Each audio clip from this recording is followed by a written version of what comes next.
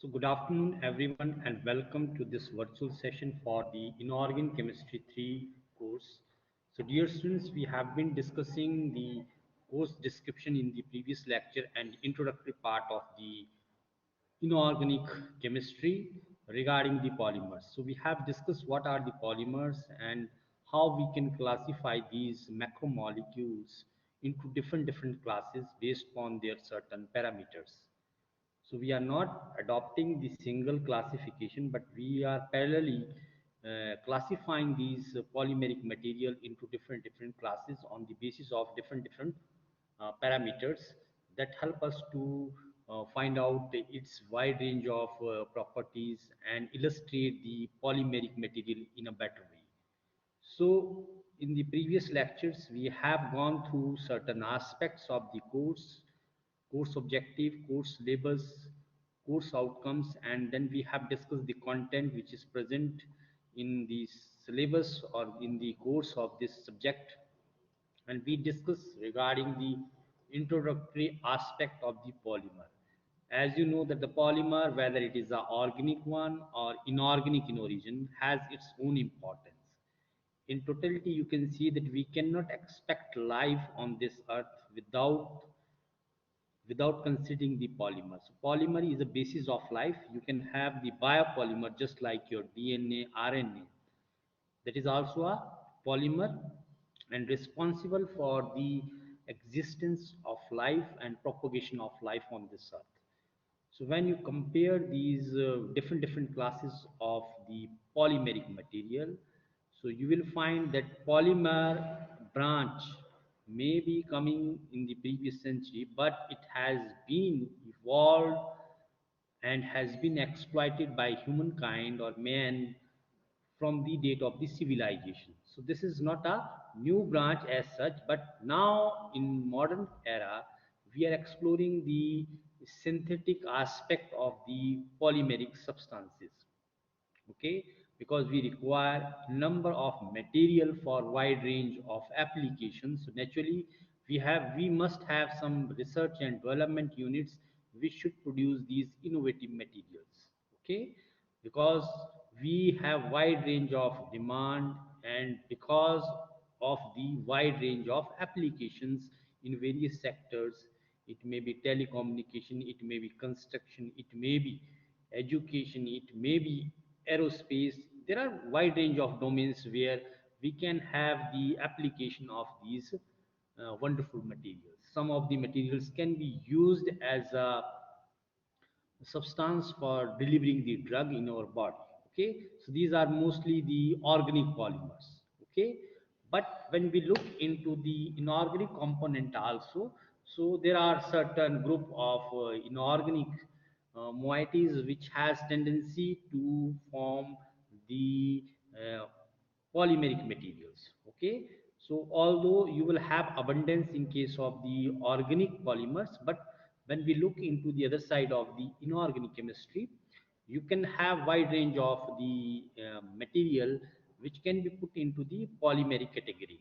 Okay, so these are of a wide application. So we have been doing the basic idea regarding the polymer chemistry and its classification. So we have been covering what are the different classes and what are the different applications which can be explored by these polymeric materials. Okay, so this is what we have discussed. This is how you can have formation of polymeric substance through the polymeric reaction. Okay, so you can have such reactions which leads to form the polymeric material. But when we look into the inorganic component of these materials, so inorganic component includes some specific compounds, specific elements which try to have better binding so as to find the long chain macromolecules. Okay, and these macromolecules have their own applications. We have certain sulfur based, silicon based, boron based, okay, phosphorus based polymeric material which supposed to be explored in different domains of the industry, in research area, even in case of nanomaterial science. So they have their own importance. So I'm just moving towards that component which is a part of this unit, that is the inorganic polymers. So this we have discussed that how you can have the classification on the basis of the origin, and how you can have the different parameters which can be explored for the purpose of classifying these macromolecules, okay, whether they are organic polymer or inorganic polymer. So mostly we used to have the polymeric chemistry which deals with the organic compounds.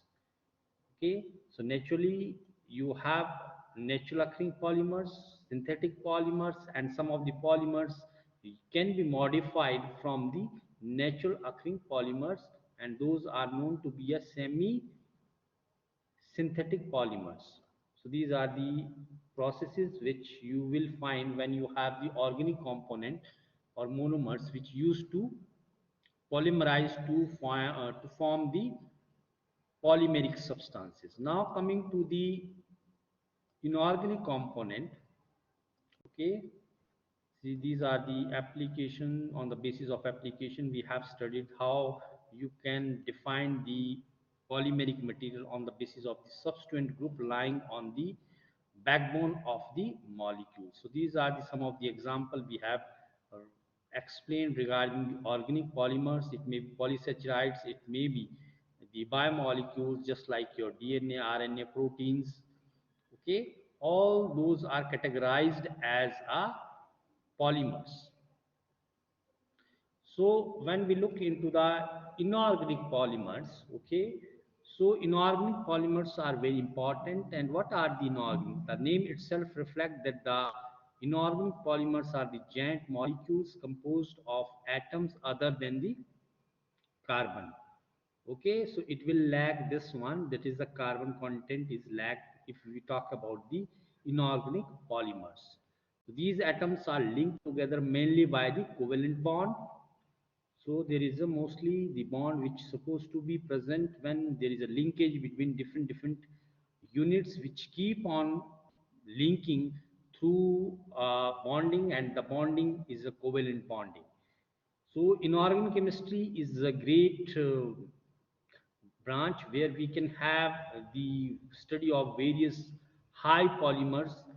Is not apparently from the reading, but much of the inorganic literature of the large quarter century since the research problems described therein have been often carefully selected to avoid the complication due to the high polymer formations. Okay, nevertheless the physical properties of the many of the reaction products described in the early inorganic chemistry literature prior to 1900 clearly shows that these materials to be a macromolecule or macromolecular in nature.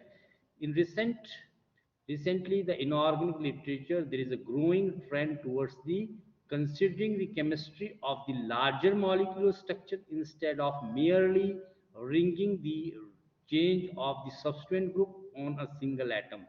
Thus, we can see that the inorganic polymers are at once very old and very new. Okay, so now the inorganic people, inorganic chemists, are now becoming more innovative in the synthetic route by developing the polymeric material rather than just substituting certain groups. So they are now just looking for some innovative materials which can be explored for the purpose of a certain uh, application, smart applications. Okay, so when you look into the inorganic polymers, so you will have general properties which will be adhered to these polymers, especially the inorganic polymers if you compare with the organic polymer. With a few exceptions, the inorganic polymers do not burn, they soften, melt at a higher temperature. So you will find that the organic polymer can burn easily, and they can be melted at even at a lower temperature. But this is not the case in case of inorganic polymeric materials. Okay, so most of the inorganic polymers are built up of high polar substituent groups. So you will find that there will be polar groups in the monomeric units, so which is not mostly present if you compare with the organic polymers.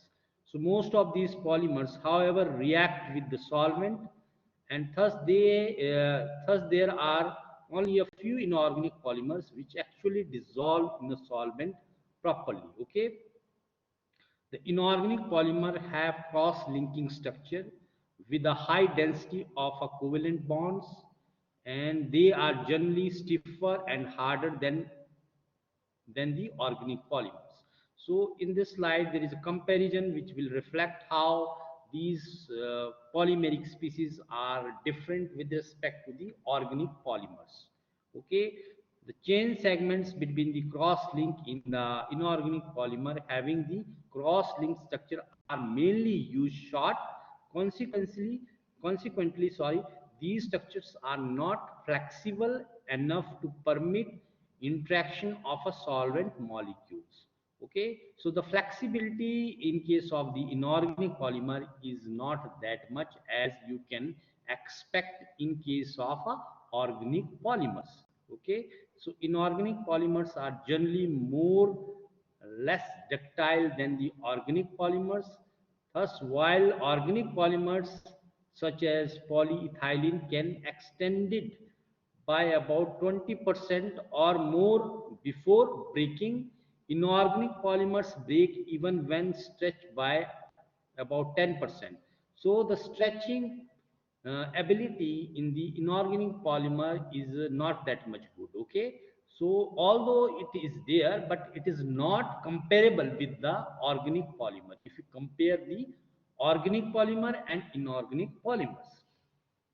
Inorganic polymer in general are stronger, okay, harder, and they are more brittle than that of the organic polymer. Inorganic polymer can be usually obtained in pure crystalline as well as in amorphous state. Okay, whereas if you compare the organic polymer, so they are partially crystalline or amorphous in state.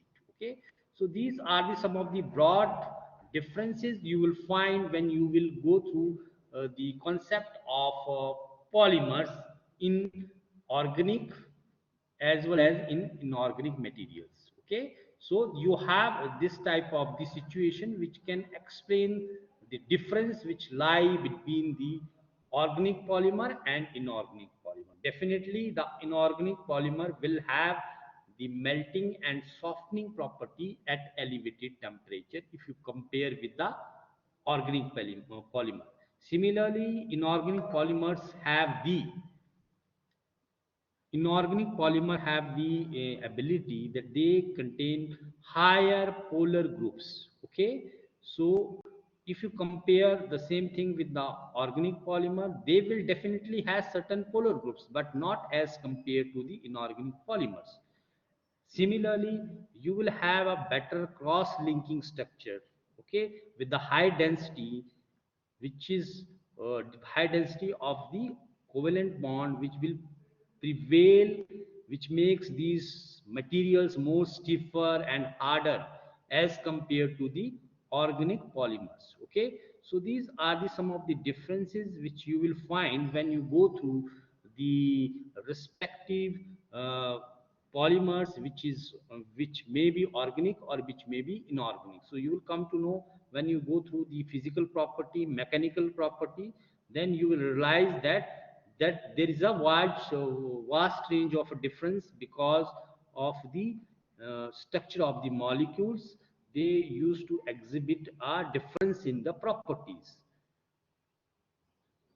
So you can have variety of inorganic polymers. So these are the examples. Some of the examples is given here. Okay, inorganic polymers.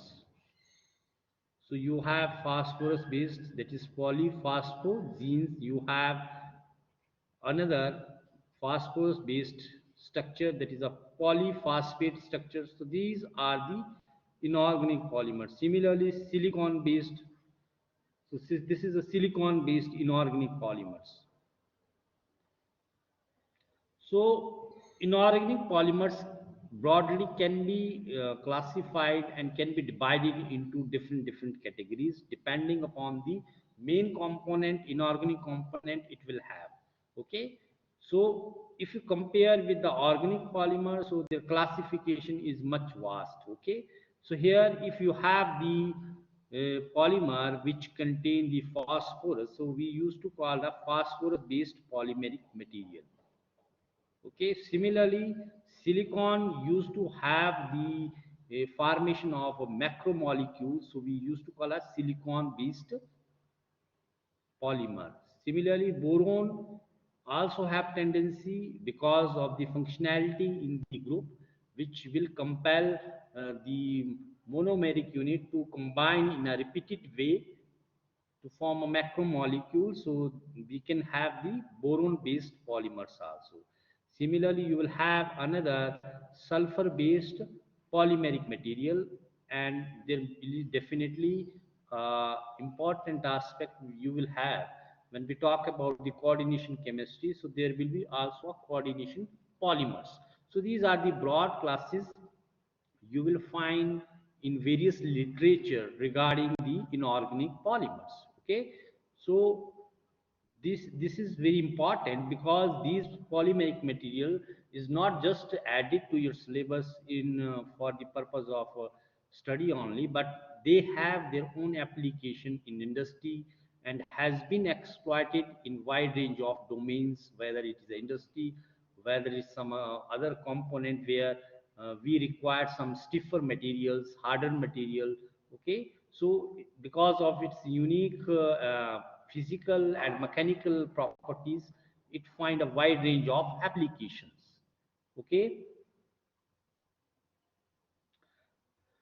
so when we look into the polymeric material, especially the inorganic based polymeric material of a silicon, so silicates is one of the important inorganic polymer. Okay, so this is a silicon based polymer.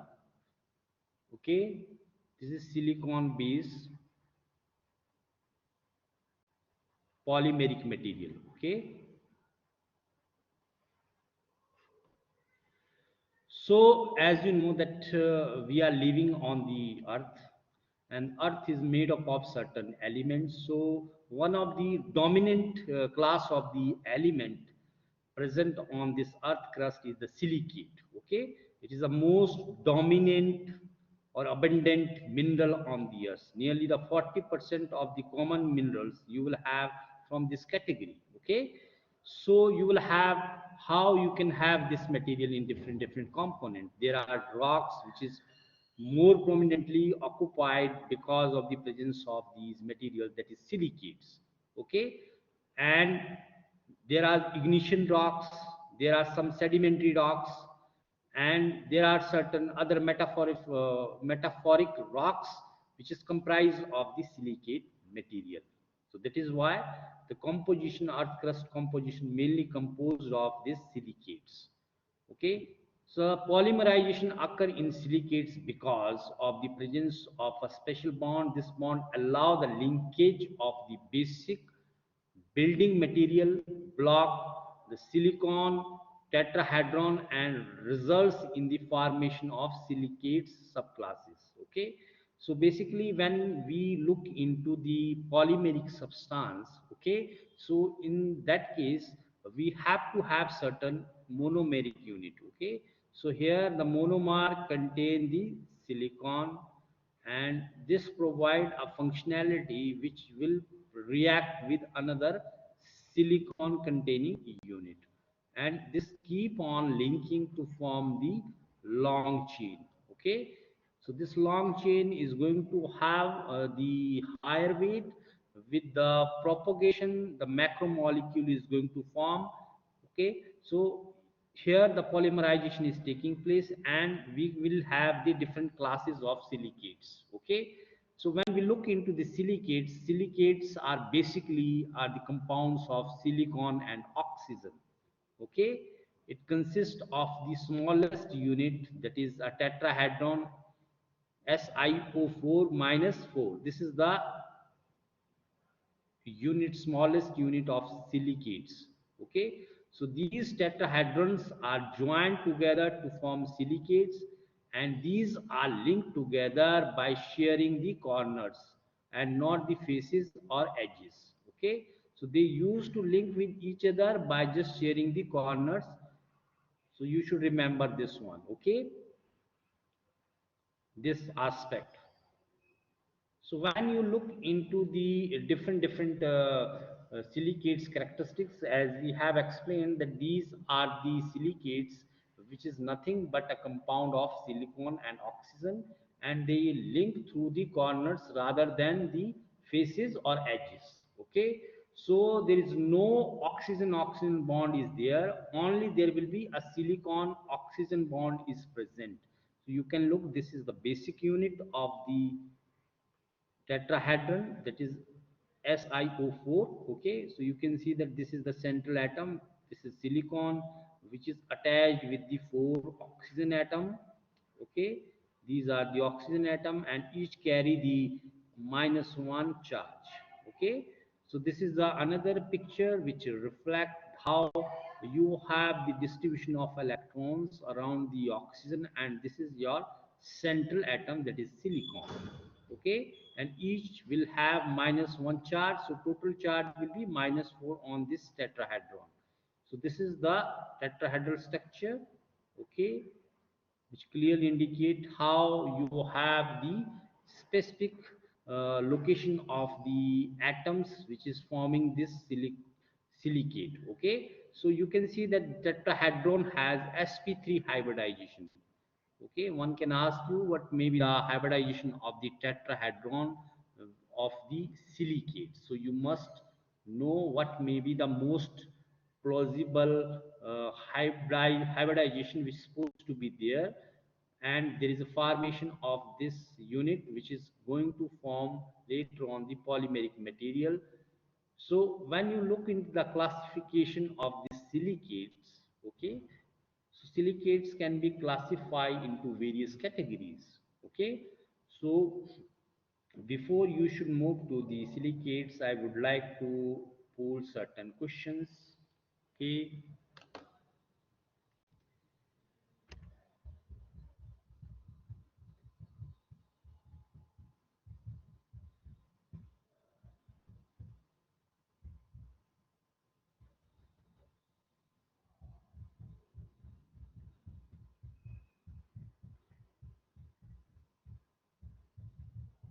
just wait.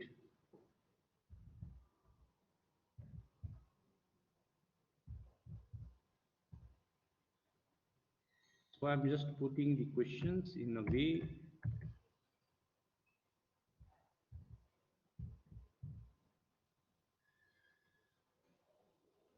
So this is your pool question. Silicates are important and it occupy nearly the composition of the total content on the earth crust, because these silicates are present everywhere from various types of the rocks. So you will have the situation where the occupancy of these materials have a higher percentile. Okay, so this is by mistake. The second option is little bit different here. Actually, the second option was a 80%. Okay, but the correct option is the first option, that is a 40%. Okay, so 40% is the correct answer for this pool question. Okay, so this is the editing aspect here in the second option. Although it was a 80% written, but because of the key problem. So what we are having the silicates, and silicates, when we talk about the silicates, silicates are very important, and the structure of the silicate will have certain bonds.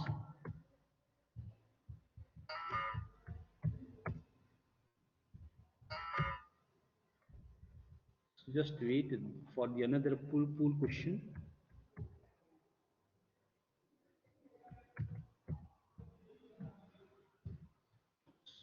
when we look into the silicate unit, which of these statement will be correct one?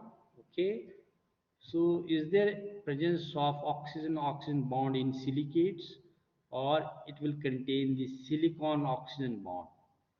So just give the answer, dear students. Only 5 students are responding to the pool question. Put your response in the given pool box.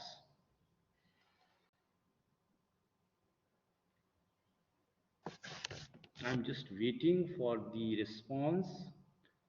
So whatever you have in your mind, just put the response in the pool box. Okay.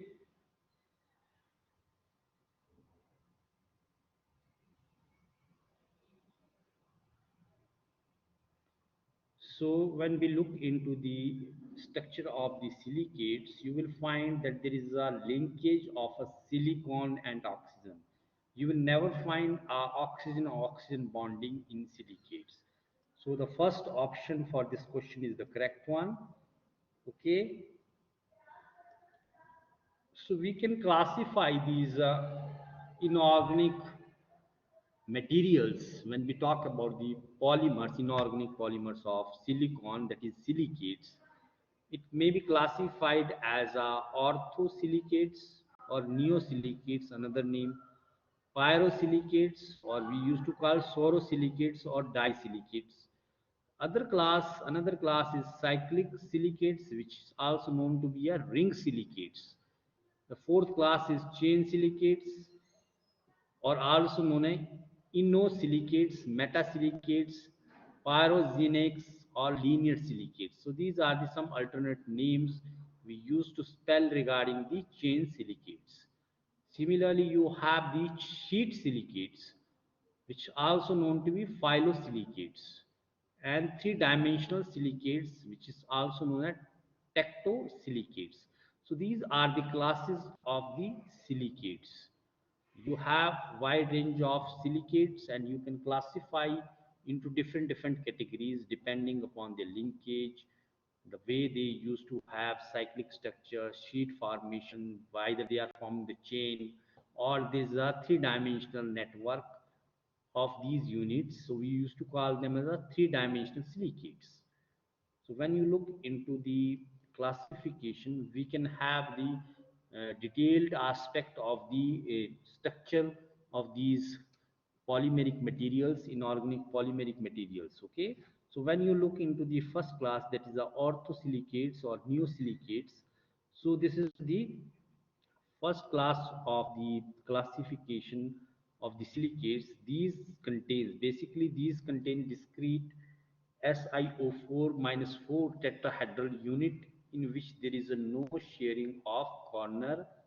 So example, you have zinc silicate, magnesium silicate. Okay, so these are the respective names. So you will find that you will have the side view of the silicate like this.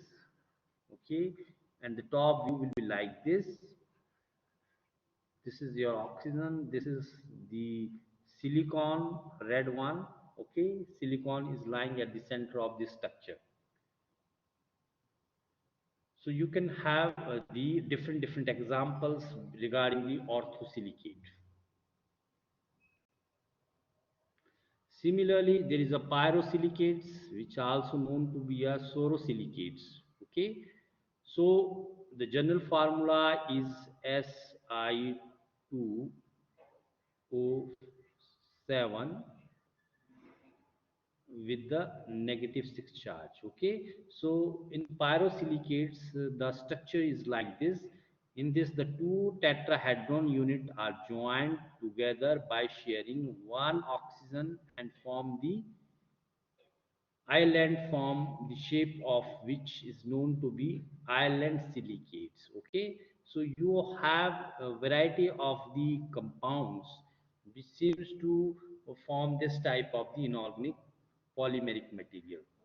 Scandium, you have the transitional metal which used to form this one. Similarly, you have a zinc containing substance which can be polymerized to form this zinc containing silicates. So those are pyrosilicates because of the factor that these two tetrahedron combine together by sharing the one oxygen and form island form shape of the substance, that is inorganic compound. So this is the another class of the silicate inorganic polymeric material. So you can have a better look of the structure from this, that how the one tetrahedron unit, okay, this one, the another is this one, okay, so they are sharing one oxygen, which is um, making the binding between one tetrahedron with the another one, okay. So the corner oxygen is shared. So you can have the top view from this structure. If you look the molecule from the top side, so these are the red one are the silicons and the blue one is the oxygen atom. So you will have this type of the structural appearance of the pyrosilicate molecule. So there are certain transition metals just like scandium, and there are certain zinc based compounds, zinc compound, which used to form this type of the pyrosilicate. Now the next category is the cyclic silicates, which also known to be a ring silicate. It has a general formula SiO3 N, and power of the charge will be minus 2n, where n represent the number of the tetrahedron unit that form the ring. Okay, so this will be the formula SiO3 whole of n represent the. So dear students, just wait because of the poor connectivity. So we are just losing the connection. Now it is coming again. Okay. So what we are discussing? We are discussing the cyclic silicates. Okay. So it will have the general formula which is reflected here like this. So there's some problem. Just wait.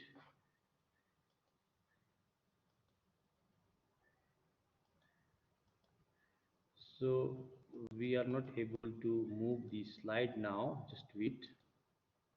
Wait. Okay, now I think it will. Okay. So this will be the general formula which will depict that how many charge particular cyclic silicate will have. Okay, it is also known to be a ring silicates. So N represent the number of the tetrahedral unit that form the ring. So in this two oxygen atom, so in the previous case only one oxygen atom are sharing to form the uh, silicates, okay, type of the silicate which we are discussing, that is pyrosilicates. But in the cyclic silicates, the two oxygen atom per tetrahedron. So you should remember this one, are shared to form the closed ring structure. So we have a number of the elements just like your calcium, okay, which used to form walminite, and barium, which used to form a similar type of these cyclic silicates. Okay, so you cannot expect that one type of element will form all types of the silicates. It depends upon its stability also and certain other characteristics. So you will have the certain elements which used to form such type of the cyclic silicate structures. Okay, so you can look into the main aspect. So this is the better view of the whole structure. So you can see that the two oxygen atoms of a single tetrahedron unit is sharing one, this one, another is this one. Similarly for this one, and this one. For this one, this tetrahedron unit, you have sharing of oxygen from the lower one and the another oxygen. So this is the view. You can have a wide range of the cyclic structure formation. Okay, so if the number of the cyclic number of the tetrahedron unit increases, so the size will increases, but the sharing pattern will remain same. Two oxygen will be shared by each tetrahedron unit to form this cyclic structure. Okay, so you cannot have three or one sharing, but it will have the constant value, that is two oxygen atom is going to be shared to form this macromolecular structure, which known to be a cyclic silicates. Okay, so calcium and barium are the two important elements which used to uh, form this type of cyclic silicates. Okay, so when you look into this one, so these are the some of the basic things that you should aware of. So now I'm just putting certain questions. Okay, so this is little bit about the aspect which you should know. Rest of the things we are going to cover in next lecture. So I'm just pulling certain questions.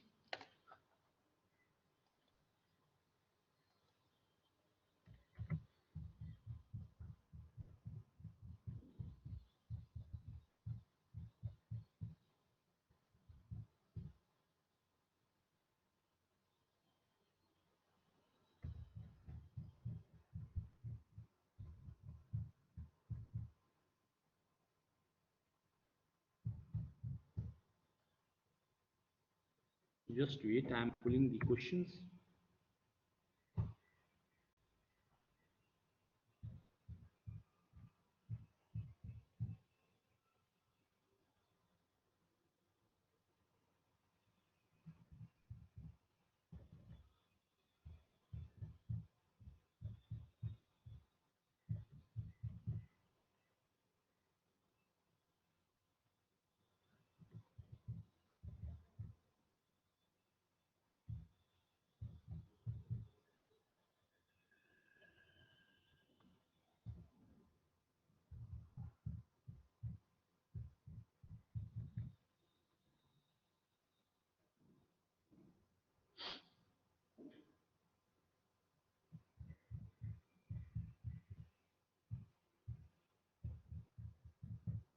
So this is your full question.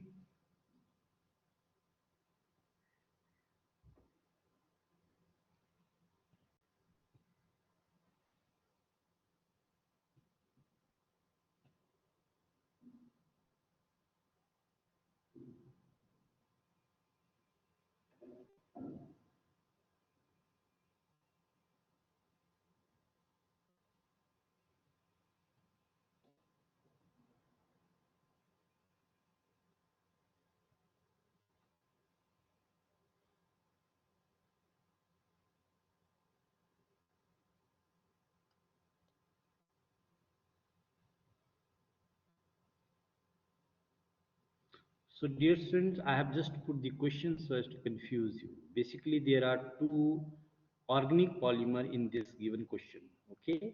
So, first one is the polypeptide, that is a part of the proteins. Okay. So, that is a organic polymer. Okay. The another one is the cellulose. This is the another biopolymer which you will find in abundant amount in nature. It is made up of glucose when there is a 1,4 beta linkage. Okay, so the correct answer is the third and the first option. Okay, although it will not take both the options, but both these two, that is option first and the third one is the correct option. Okay, so I'm going to close this pool. Now I'm going to launch another pool.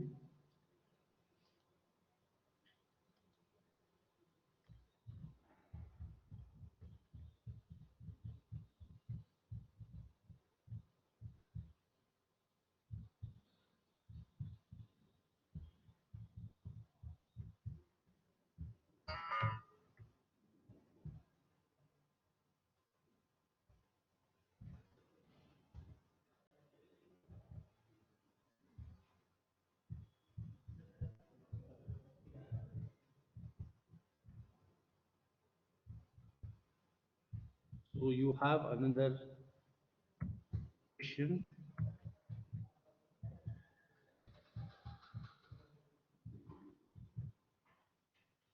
So We are talking about the polymer, so you have the biopolymer just like your DNA.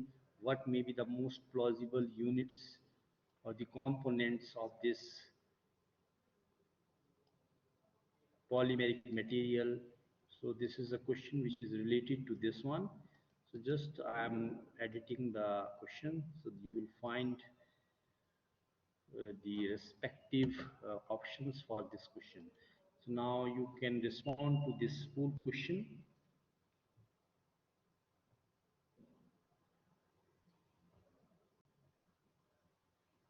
This is a basically a biopolymer. You will have number of the polymeric materials which exist in nature or in human beings. So DNA and RNA is one of the important component of uh, life. You cannot expect life without these biopolymers. So you must aware what are the different monomeric species which involve in the formation of DNA. So you should keep all those things in your mind. Okay. So this is the another biopolymeric material which is supposed to be very important. So when we look into the pool question, the first option is the correct option. Okay. It is comprised of deoxy ribose sugar. This is a pentose sugar, and the nitrogen base. There are different types of the nitrogen bases. Along with this, you have the phosphate group which attached with these two component. And when these groups keep on binding with each other in a specific pattern, it is used to form the helical structure. Okay, so that is known to be a DNA. Okay, when you have RNA, then RNA will not have the deoxy, but it will have a simple ribose sugar, nitrogen base, and phosphate. Okay, so that will be the main component of the RNA. Okay, the sugar will be different. Okay, it will be a simple ribose sugar rather than the deoxy. So this is one pool question. So another pool question you can have that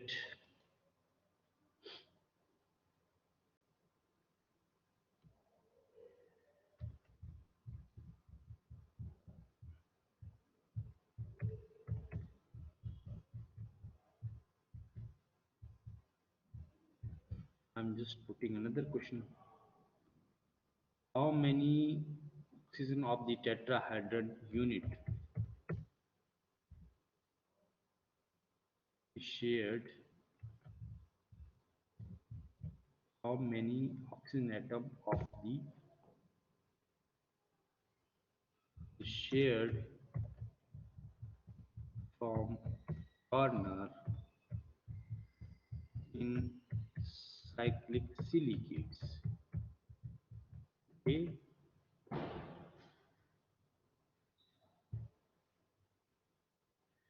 this is a question related to that one. You have to have certain answer. I'm just filling this question. So this is another question. Please look into this question and respond accordingly.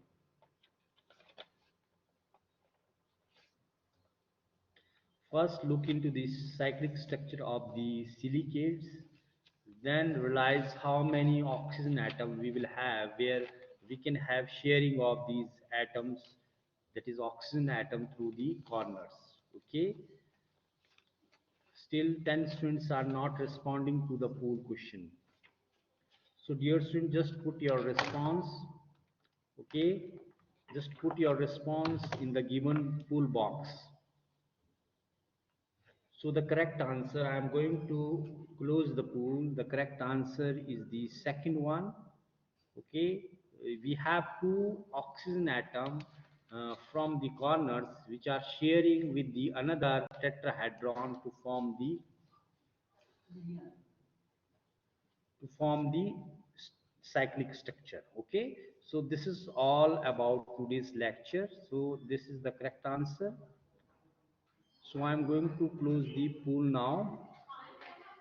So dear students, thank you very much for your kind attention. So we will have discussion on the same topic in coming lecture. Thank you to all of you. Now you can just leave the session, and if you have problems, so you can just communicate through WhatsApp group, and you can call me through my number also. Thank you to all of you.